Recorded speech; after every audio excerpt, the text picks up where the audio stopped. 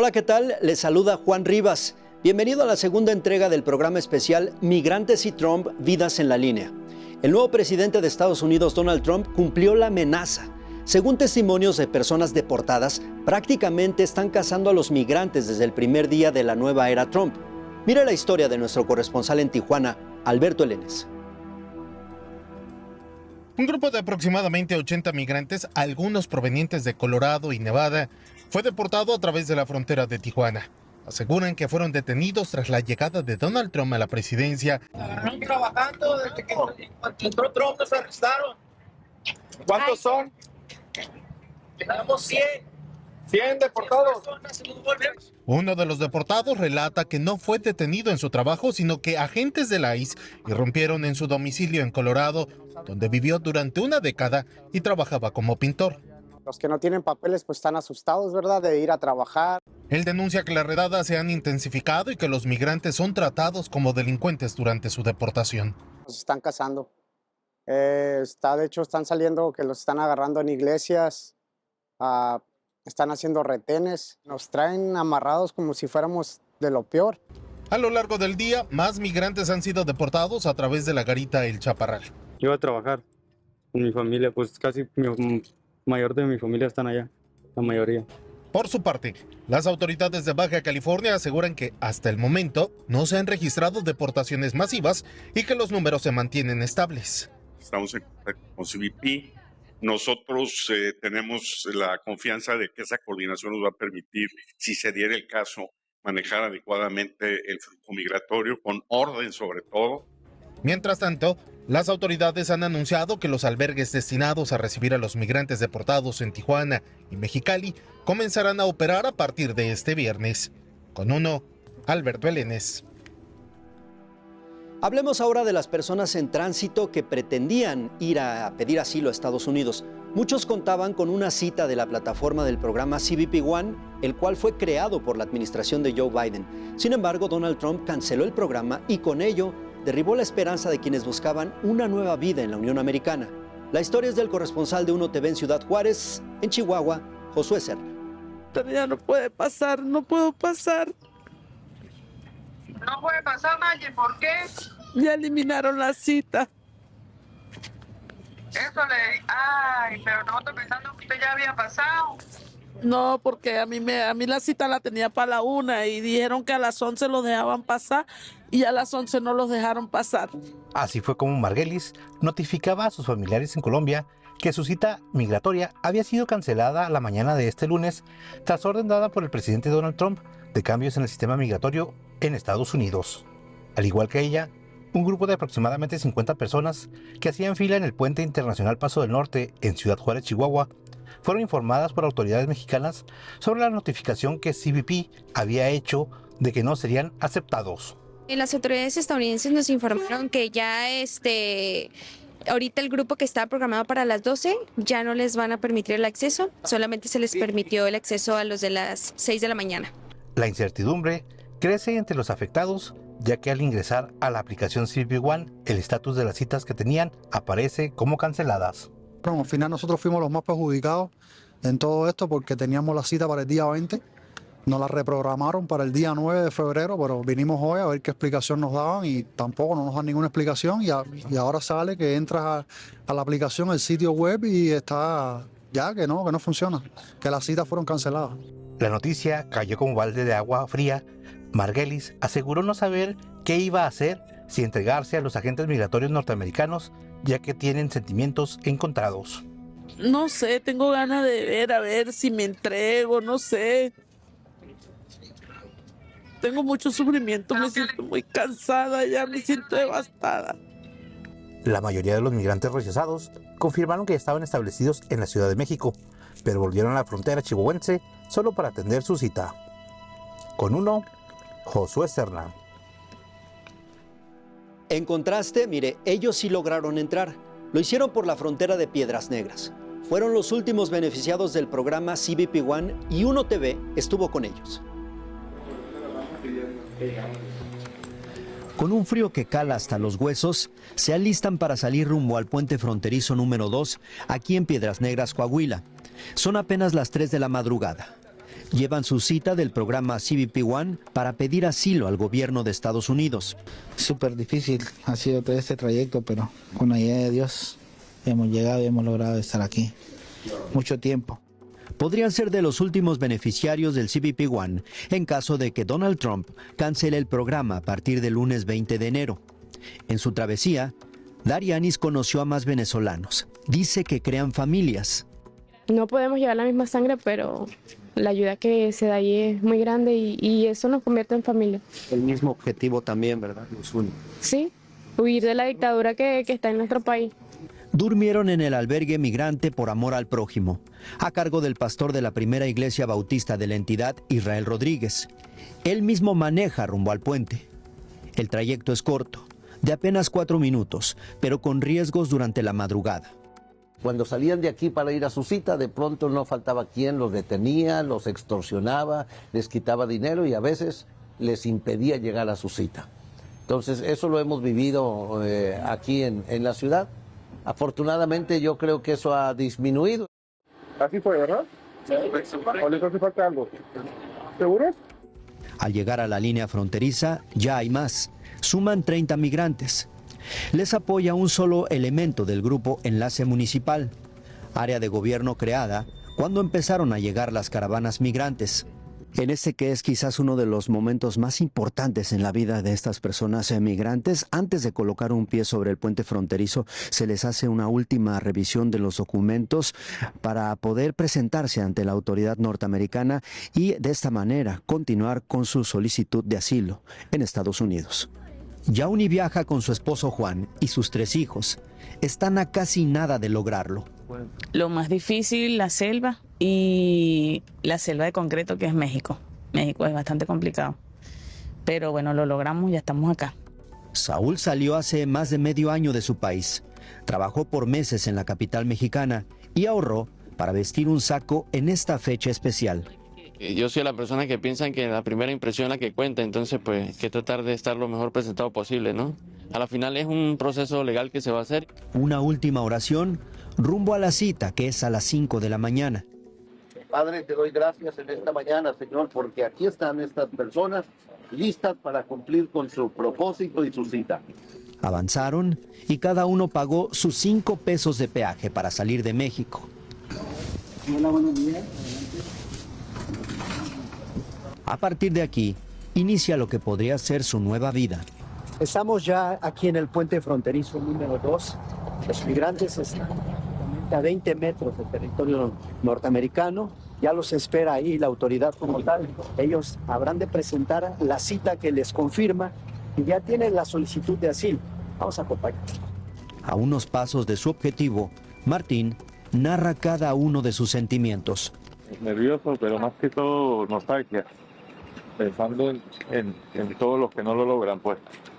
Los que mueren en la selva, los que desaparecen en México. ¿Qué está enfrente, por favor? Borrego Linares. Borrego Linares. Y sí, todos están en la lista de invitados a vivir el sueño americano.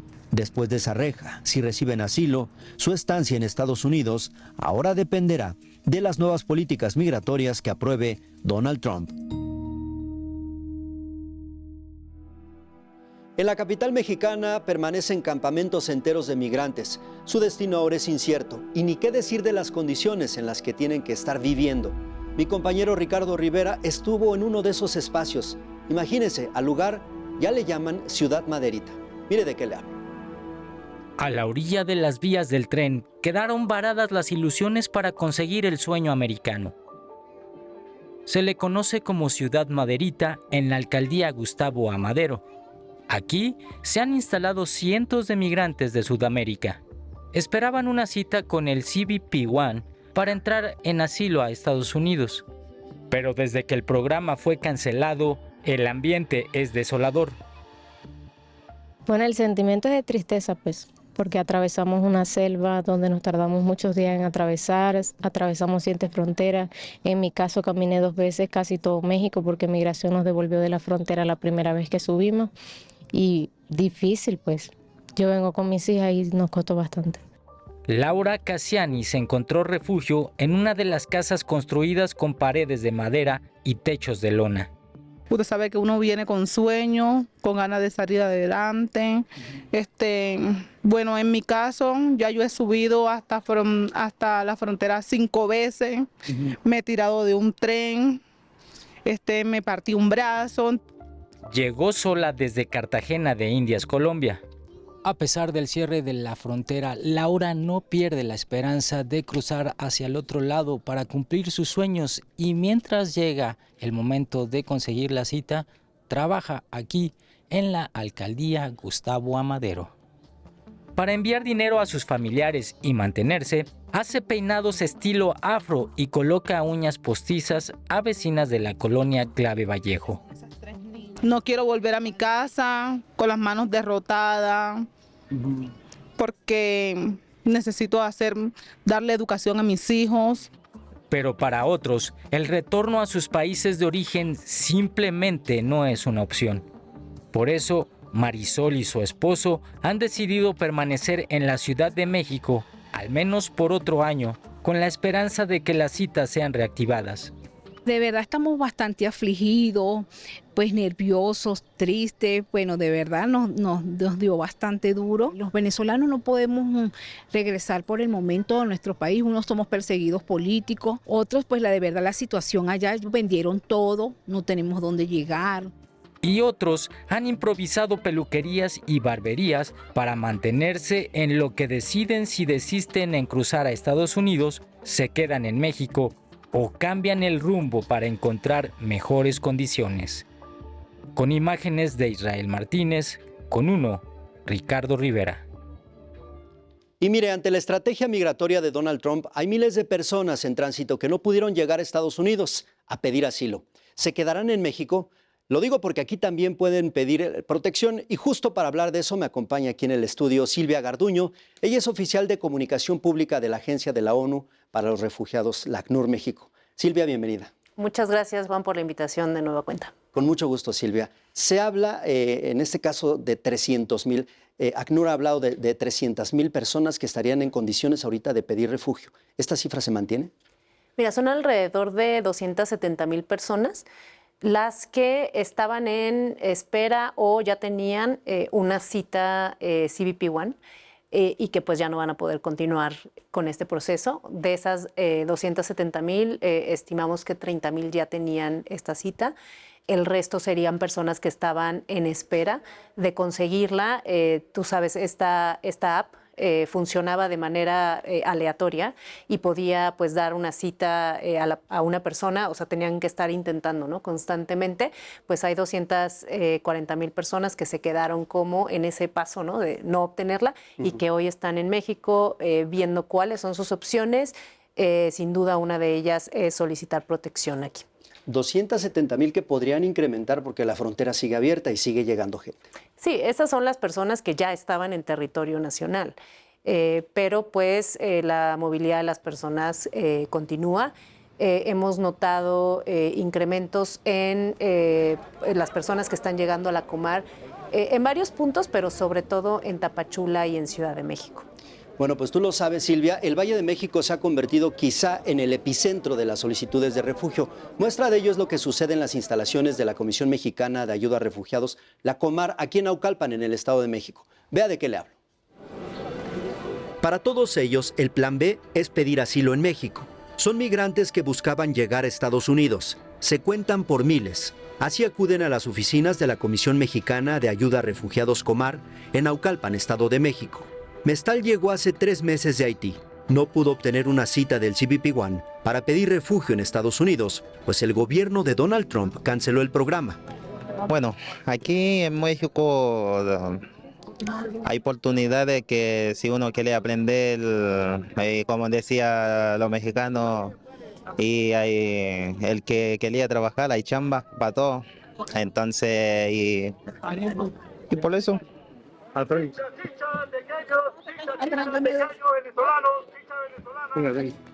Y si obtienen asilo, ¿qué harán en México?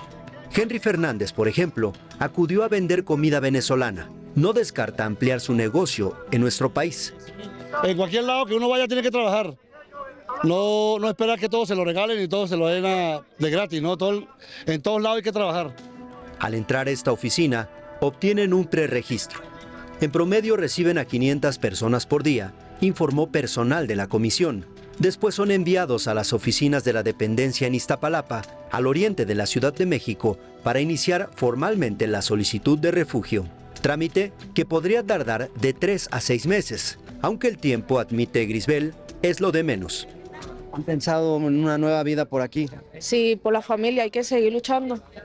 ¿Regresar a Venezuela? No es nuestra opción. En muchos de ellos la angustia es evidente.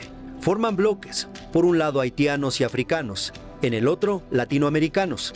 Y mira, aquí la propia comunidad latina encabezada por los venezolanos se ha organizado para ellos poder armar una lista y de esta manera agilizar el acceso de quienes pudieran tener la oportunidad de entrar para tener un preregistro ante la Comar. Una lista no oficial que busca poner orden en los accesos y que suma miles de nombres. Pero no están cobrando ustedes porque había por ahí denuncias de... Nosotros no cobramos nada, igual si para salir de duda se lo preguntan a las personas que se encuentran en la fila. Y les preguntamos. ¿Le dijeron que tenían que pagar algo? No, o sea, uno se apuntó y ya más nada. O sea, de que están pidiendo tarifas, que están cobrando 7,000, o sea, nada, no nos cobraron nada. Quienes logren tener el estatus migratorio de refugiados tienen derecho a un trabajo formal, servicios de salud y educativos. No están autorizados para votar y entre sus obligaciones está el pagar impuestos y cumplir con leyes y reglamentos como todos los mexicanos. Exacto, con el permiso que nos den, pues ya nos dan la posibilidad de un trabajo mejor, los niños poder estudiar, porque para poder estudiar le piden el permiso también. Durante el 2023, con la llegada de las caravanas migrantes, la Comar atendió 141,000 peticiones de asilo. De enero a septiembre de 2024, la cifra bajó casi 60%, solo fueron 59,000. Es la situación de la Comar aquí en el Estado de México. Pero Silvia, la pregunta, ustedes que trabajan pues de la mano con la propia Comar, ¿está preparada esa institución para atender a toda esta gente? Porque las filas son intensas, por momentos es caótico el panorama. ¿Qué piensas de esto? ¿Realmente podrán atenderlo? Bueno, en el caso particular de la Ciudad de México, creo que vale la pena recordar cómo está operando ahora la Comar, o desde hace algunos meses. Antes la Comar estaba ubicada en una sola oficina, que estaba en la Colonia Juárez, y pues desde hace algunos meses, digamos que se dividió en dos, una sede en Naucalpan y otra sede en Iztapalapa.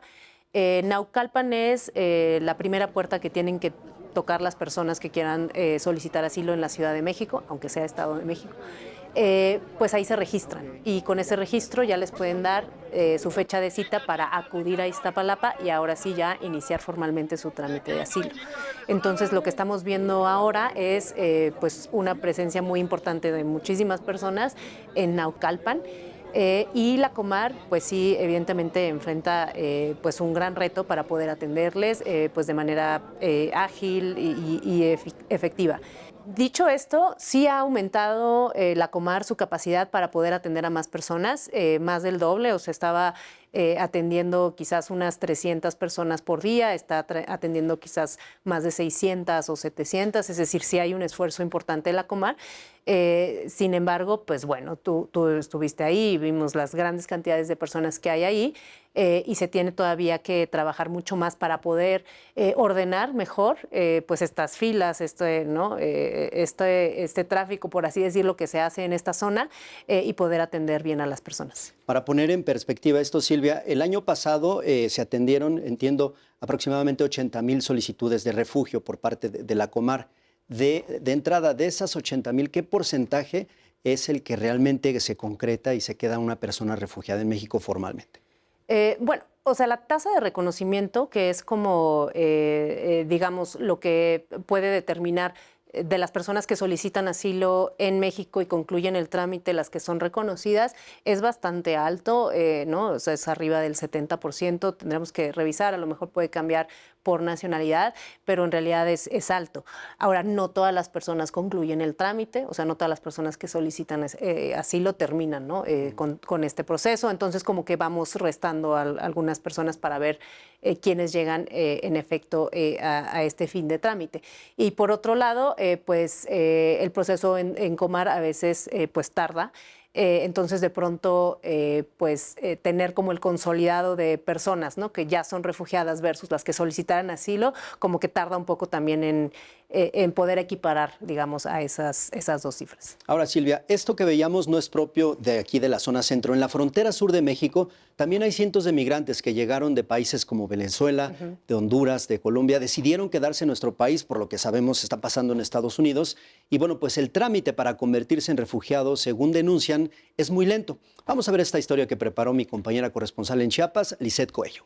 Sí, mire, yo tengo un amigo que se fue el 20. Los migrantes que se encuentran a las afueras de la Comisión Mexicana de Ayuda a Refugiados en Tapachula, Chiapas, protestaron por la lentitud en la atención. Son más de 1,000 personas quienes se encuentran haciendo fila desde el fin de semana en las instalaciones y aseguran que la oficina solo atiende a 80 personas por día, lo que provocó su desesperación. Muchos de ellos solicitarán el documento que les permita establecerse en México y buscar trabajo para mantener a sus familias ante el complicado escenario en la frontera con Estados Unidos. Queremos ser mexicanos también como ustedes, como queremos trabajar aquí, queremos hacer nuestro estatus legal, tener el día de mañana la posibilidad de ser uno más de México, trabajar y como seres humanos. Activistas han señalado que podrían solicitar amparos para que los migrantes puedan transitar por el país, pues aseguran que solo en Tapachula hay más de 20,000 personas pidiendo asilo. En México actualmente, en Tapachula son más de 20,000 migrantes que están pidiendo refugio. En Tapachula, nada más en Tapachula, porque todos quieren refugio acá. Sí.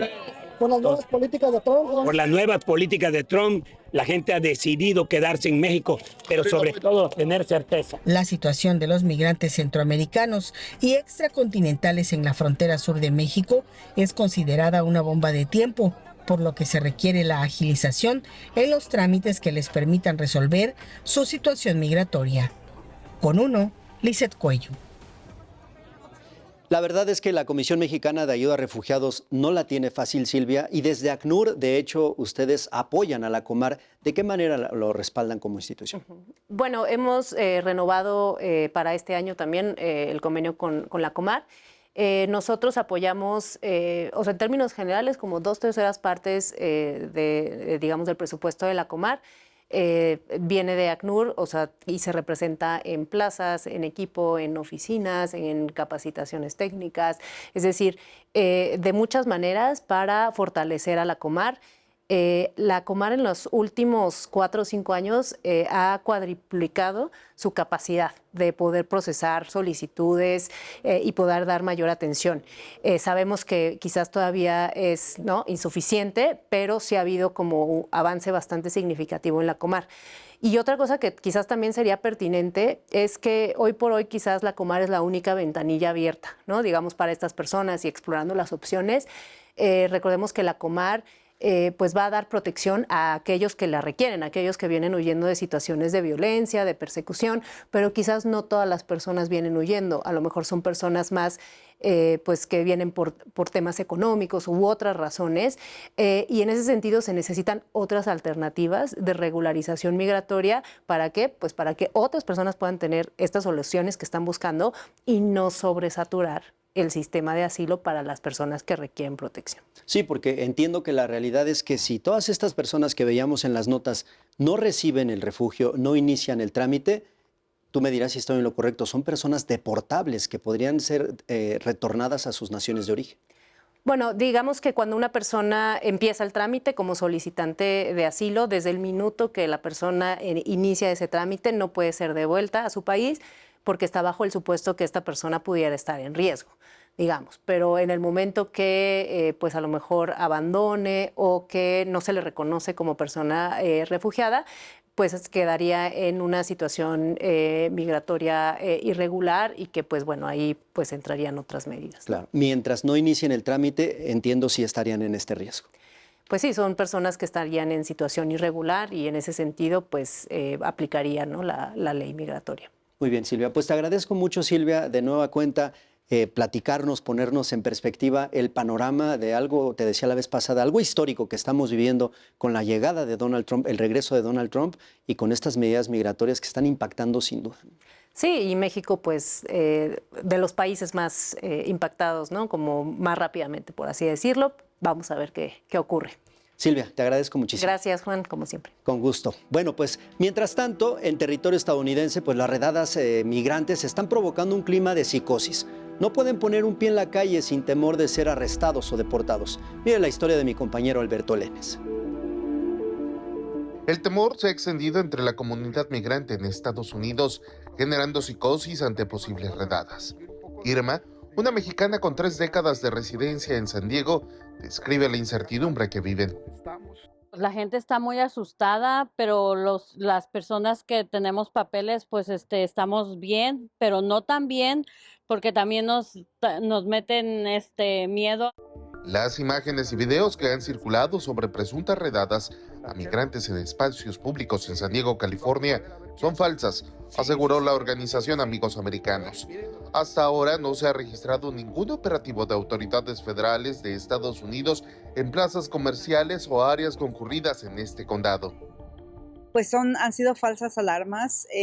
Los que citas de Plaza Bonita, del Hospital de Niños, pues son fotografías que se tomaron hace tiempo y desgraciadamente que se están compartiendo como si estuviera ocurriendo en el momento. El único caso confirmado es el de un operativo del ICE en una vivienda donde se encontraban 5 personas. Según la organización Unión del Barrio, los agentes llegaron con una orden falsa en busca de un individuo. Lo que nos comentaban es que había venido el ICE y traían un warrant que era falso. Y trataron de sacar a alguien y dijeron que si no salía esta persona, que iban a entrar por todos. Mientras tanto, en el condado de San Diego, las autoridades continúan trasladando a los migrantes detenidos tras cruzar la frontera. Este lunes, 54 personas fueron enviadas al albergue Flamingos en Tijuana, escoltadas por agentes de migración y la Guardia Nacional, luego de haber sido detenidas y deportadas el domingo en un intento de cruce irregular. ¿En dónde fue que te deportaron? Yo por intentar cruzar. ¿Intentar cruzar? Sí. ¿No llegaste al otro lado? No llegué.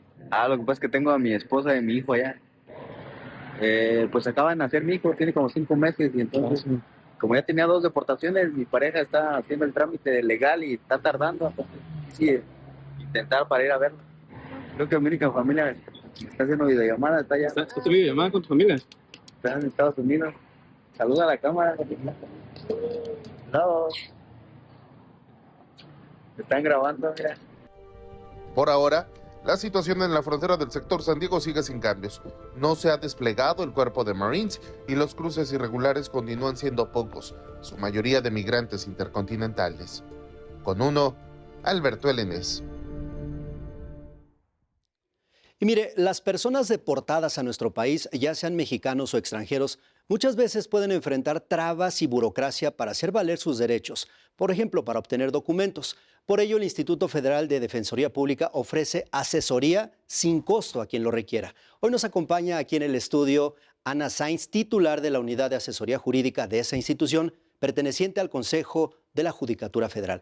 Ana, bienvenida. Muchísimas gracias, es un gusto estar aquí. Gracias por acompañarnos. Cuéntenos un poco, ¿a qué se enfrentan los migrantes? ¿Qué tipo de asuntos son los que reciben ustedes de lo que tienen que enfrentar los migrantes, ya sean los mexicanos o quienes están de paso? Es bien complicada toda la gama de derechos que pueden estar en riesgo o en violación de las personas en movilidad.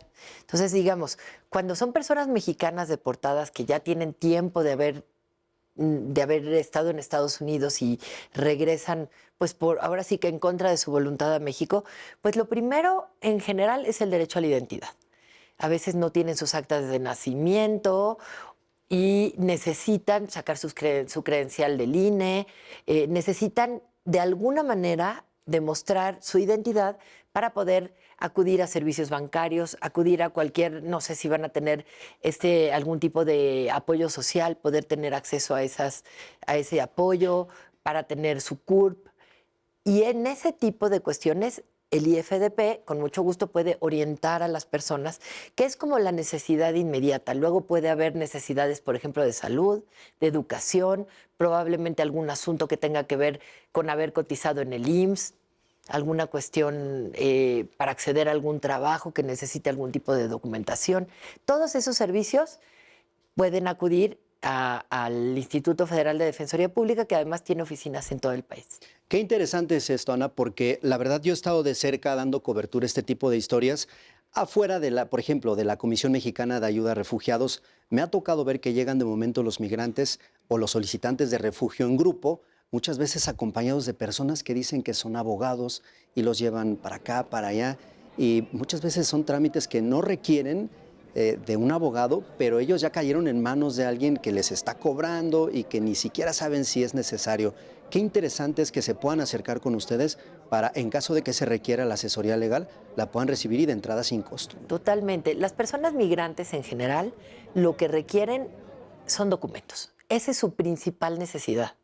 Entonces, con los documentos es como el principal mecanismo para estar a salvo de cualquier tipo de extorsión, de abuso laboral, pues algún riesgo de deportación y demás. Entonces, en el Instituto Federal de Defensoría Pública, por un lado, apoyamos a las personas refugiadas a que puedan hacer su trámite ante la Comisión Mexicana de Ayuda a Refugiados.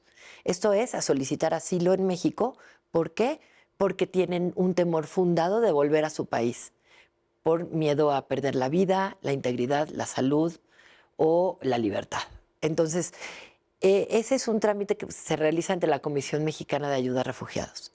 Y por el otro lado, hay quienes tienen alguna vía para regularizarse en México por la vía migratoria, porque tienen un hijo mexicano, puede ser por una oferta laboral. Tenemos que ver los distintos supuestos o, por ejemplo, haber sido víctimas de algún delito. Esto les da derecho a tener una tarjeta de visitante por razones humanitarias. Entonces, todas estas vías de regularización también las podemos acompañar desde el Instituto Federal de Defensoría Pública. Y eso es uno de los, digamos, aspectos más recurridos, aunque también hay, pues, tal vez algún asunto de atención médica, algún asunto de que quieran inscribir a algún niño o niña en el colegio y se topen con ese tipo de trabas, a veces burocráticas, para poder ejercer sus derechos. Ana, ¿a cuántas personas han atendido? Y algo que sería muy interesante saber, hablando de los extranjeros, ¿de qué nacionalidades? Bueno, pues lo principal, digamos, el grueso de la población que atendemos, obviamente esto va fluctuando y va cambiando a lo largo del tiempo, pero por periodos, digamos, la población haitiana fue una población como que recurrentemente estaba solicitando nuestros servicios, de repente la población centroamericana es el grueso y ahora hay, por ejemplo, muchas personas venezolanas, justamente varadas a partir de la cancelación del programa CBP One. Entonces, digamos que tenemos como una variación de nacionalidades, pero podemos pensar que esas son como las principales, pero te puedo decir que atendemos ahora sí que personas que vienen del Lejano Oriente, de la India, de algunos países africanos. Entonces, ahora sí que siempre es un reto y más cuando hablamos del reto del idioma. Pero bueno, por suerte la tecnología ahora ayuda muchísimo y es como básicamente atendemos a la población migrante. Ana, pues justo vamos con un ejemplo de lo que padecen las personas repatriadas. El caso particular de los niños que llegan en medio de protocolos que muchas veces los vulneran más de lo que ya representa una propia deportación. Vamos a ver esta historia.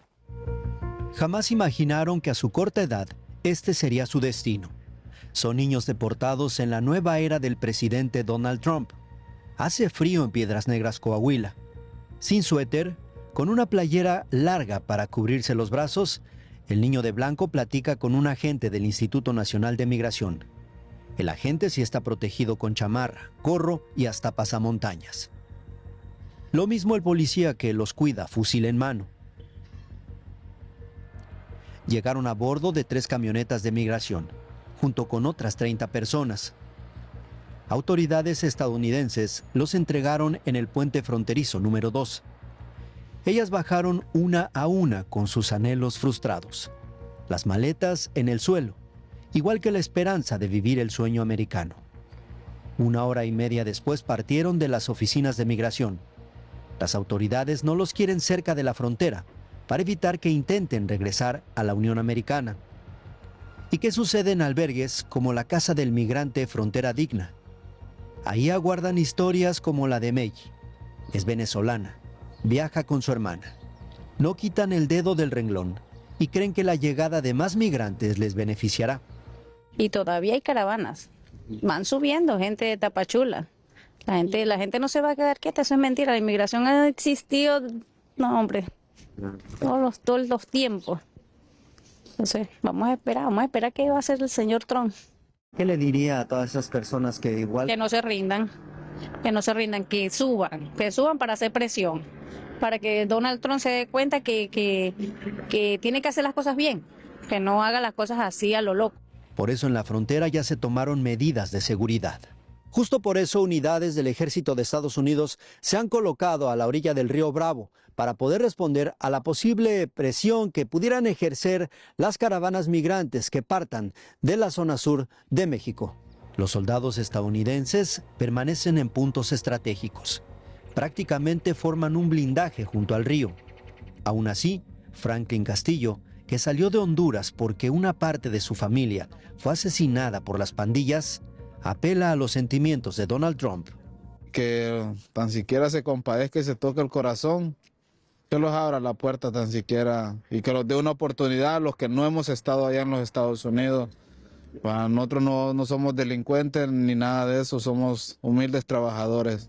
Todo, afirma, para ofrecer una mejor vida a su hijo. Yo ando con mi niño acá y no tengo ni a dónde vivir, la Casa del Emigrante pues los apoya un poco, pero no tiene lo suficiente para darlos, pues entonces que tan siquiera los deje llegar con nuestros familiares allá. Es el sentir en la frontera del regreso de Trump a la Casa Blanca.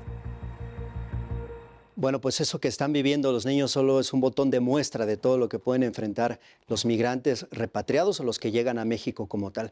Ana, ¿tienen algún corte de caja, alguna cifra del número de casos que hayan atendido en lo que va del año? Sí, en la distinta modalidad de atención que tenemos, asesorías, orientaciones o representaciones, ya digamos demandas interpuestas, tenemos alrededor de 7,000 casos solo en lo que va de enero. A veces es difícil porque un caso puede englobar a más personas, no es que sean 7,000 personas, pero tal vez es un grupo familiar y demás, pero son más o menos los casos que tenemos registrados hasta enero. Y me comentaba que esto puede variar, es decir, ¿han atendido ahora situaciones diferentes a las que se daban en otro tiempo? Sí, totalmente. Digamos, las personas en general quieren estar en una situación segura en México y por eso requieren documentos. Pero, por ejemplo, las personas que estaban esperando su cita de CBP One, pues no estaban interesadas en pedir asilo, por ejemplo, en México. En cambio, ahora hemos visto ese cambio de patrón. Al haber cancelado las citas, las personas que tienen temor fundado de volver a su país, pues quieren solicitar asilo en México. Entonces, digamos, ese es un patrón distinto. O personas tal vez que ya llevaban algún tiempo en el país, pero que tienen miedo a una deportación por estar viendo este movimiento migratorio, probablemente se acerquen a alguna regularización migratoria. Entonces, sí nos ha cambiado el patrón. Hay algo aquí interesante que sí me gustaría que la gente supiera, Ana, y que nos platique de ello.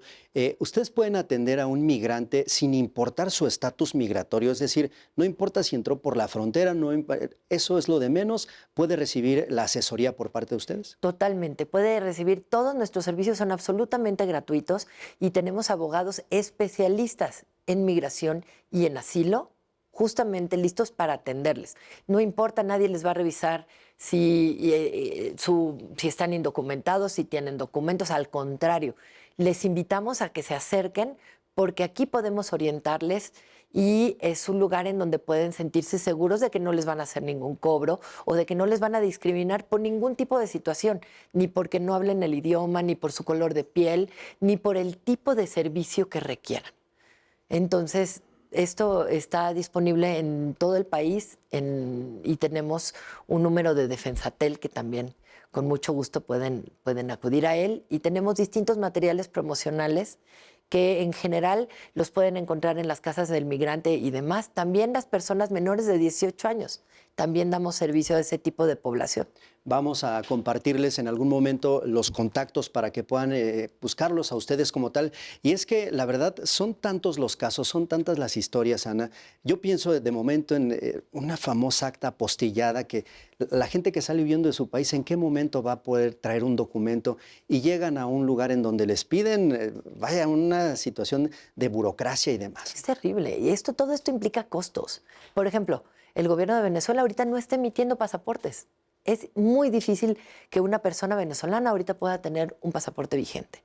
Entonces, tenemos que estar pendientes de esa situación. También pasa con las personas haitianas. Es muy complicado que les puedan emitir que un acta de nacimiento, que un documento de identidad y viaje y demás. Entonces, acérquense al Instituto Federal de Defensoría Pública.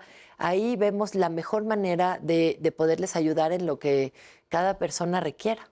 Una opción, la verdad, bastante útil, no solo para los extranjeros, sino también para nuestros paisanos que desafortunadamente volverán en cualquier momento o que ya volvieron y que llegan en ceros.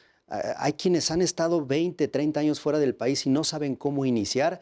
Es entonces donde podrían acercarse con ustedes para trazar toda una ruta. Sí, totalmente. La verdad, las personas que se ven forzadas a moverse del lugar en donde residen habitualmente, pues viven un drama. Viven dramas de separaciones familiares, de mucha angustia por esta falta de documentos, porque tal vez toda su dinero, sus pertenencias quedaron en otro país.